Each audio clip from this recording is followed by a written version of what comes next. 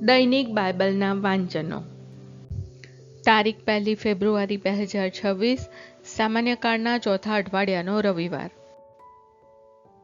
પહેલું વાંચન પૈગંબર સફનિયાના ગ્રંથમાંથી. બીજું વાંચન કોરિન્થના ધર્મસંઘ પર સંત પાઉલનો પહેલો પત્ર અને શુભ સંદેશનું વાંચન સંત માથિક રુત ગ્રંથમાંથી. પહેલું વાંચન પૈગંબર સફનિયાના ગ્રંથમાંથી. અધ્યાય 2, કલમ 3, અધ્યાય 3, કલમ 12-13. પ્રભુનું શરણું શોધો, તેની આજ્ઞામાં રહેનારા દેશના ઓ સૌ નમ્ર માણસો, ધર્મનિષ્ઠા અને નમ્રતા પ્રાપ્ત કરવા મથો, તો કદાચ પ્રભુના રોષને દિવસે તમને આશ્રય મળશે. પણ હું તારામાં એવા જ લોકોને રહેવા દઈશ જે નમ્ર અને દીન હોય, અને તેઓ મારા નામનું શરણું લેશે. ઇસરાયેલના બચવા પામેલા એ લોકો પછી ખોટા કામ કરશે નહીં કે અસત્ય બોલશે નહીં. તેમની જીભ કદી કપટભરી વાણી ઉચ્ચારશે નહીં.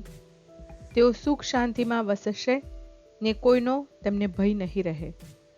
આ પ્રભુની વાણી છે, તે આપણો આધાર છે.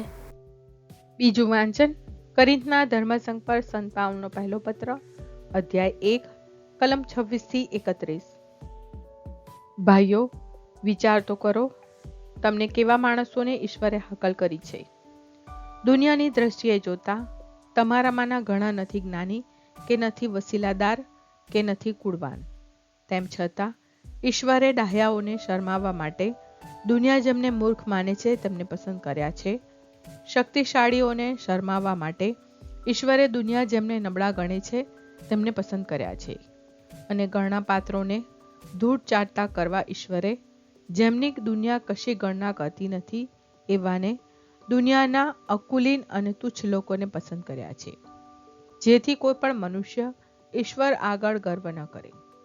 એ જ ઈશ્વરની કૃપાથી તમારો ખ્રિસ્ત ઈસુમાં વાસ થયો છે, અને એ ઈસુ જ આપણે માટે ઈશ્વરદત્ત જ્ઞાન, પુણ્ય, પવિત્રતા અને મુક્તિરૂપ બની ગયા છે. એટલે શાસ્ત્રમાં કહ્યું છે તેમ, જો કોઈને ગર્વ કરવો જ હોય તો તે પ્રભુનો ગર્વ કરે. આ પ્રભુની વાણી છે, તે આપણો આધાર છે. શુભ સંદેશનું વાંચન સંત માથિક રુત ગ્રંથમાંથી, અધ્યાય 5, કલમ 1-12. પરમ સુખનો માર્ગ. લોકોના ટોળાને જોઈને ઈસુ ડુંગર ઉપર ચડી ગયા અને ત્યાં બેઠા. એટલે તેમના શિષ્યો તેમની પાસે આવ્યા. પછી તેમણે તેઓને ઉપદેશ આપવાનું શરૂ કર્યું. અંતરના દીન પરમ સુખી છે, ઈશ્વરનું રાજ્ય તેમનું છે. શોકમાં ડૂબેલાઓ પરમ સુખી છે, તેમને સાંત્વન મળશે. નમ્ર પરમ સુખી છે, તેઓ ધરતીના ધણી થશે. ધર્મની જેમને ભૂખ તરસ છે, તેઓ પરમ સુખી છે, તેઓ તૃપ્તિ પામશે. દયાળુ પરમ સુખી છે, તેઓ દયા પામશે. ચોખ્ખા દિલના પરમ સુખી છે, તેમને ઈશ્વરના દર્શન થશે.